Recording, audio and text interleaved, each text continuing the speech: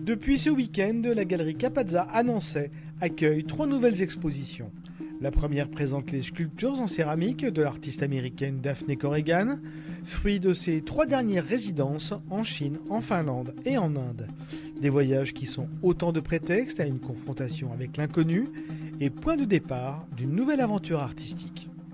Je ne veux pas aller dans une résidence en me disant je vais faire une continuation de mon atelier. Surtout pas, ce que je veux c'est recevoir un choc ou pas, on ne peut pas savoir, ne pas savoir déjà la curiosité de qu'est-ce qui va se passer, aussi bien avec le matériau, parce que les terres sont différentes, les cuissons sont différentes, le paysage est différent, et être surpris moi-même par tout ça. Parfois ça vient après, parfois c'est tout de suite. En Inde ça a été tout de suite. Dans chaque pays, un vocabulaire différent que l'artiste triture et s'accapare, jusqu'à en extraire un langage qui lui est propre. Et je suis attirée par des pays où justement, où c'est très vivant, l'artisanat est encore vivant, et des pays qui ne ressemblent pas à mon chez-moi.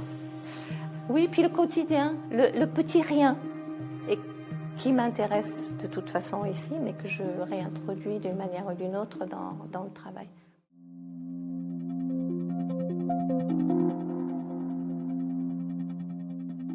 À travers une série de clichés en noir et blanc, le photographe Olivier Sémon interroge la mémoire et l'oubli et confronte paysages et portraits. Mon centre de recherche tourne autour de la vie psychique, par la photographie. Évidemment, la vie psychique, ça évoque l'inconscient et le conscient, les vivants et les morts, la mémoire et l'oubli.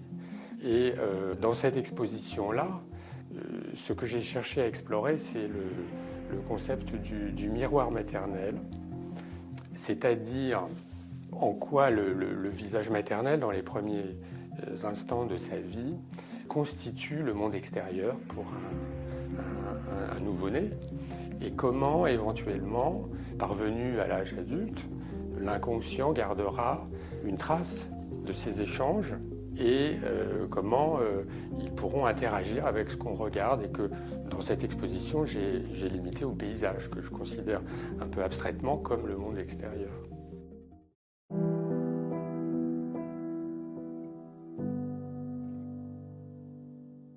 Citoyen suisse, installé à Berlin depuis 2011, Guy Oberson questionne dans son travail à la fois notre sensibilité et notre relation à la nature et à l'environnement. Il y a 2 grandes catégories, on pourrait dire, mais qui parfois se confondent. C'est la question humaine, la question vraiment de la sensibilité de l'être, ou ce que j'appelle la porosité de l'être. Voilà, ça c'est une des questions fondamentales que je me pose, qui est travaillée à travers différents portraits ou travaux plus intimes. Et la question plutôt écologique qui me préoccupe grandement.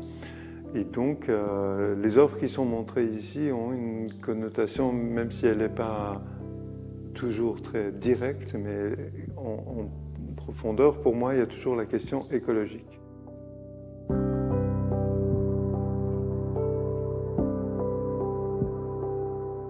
J'ai grandi à la campagne.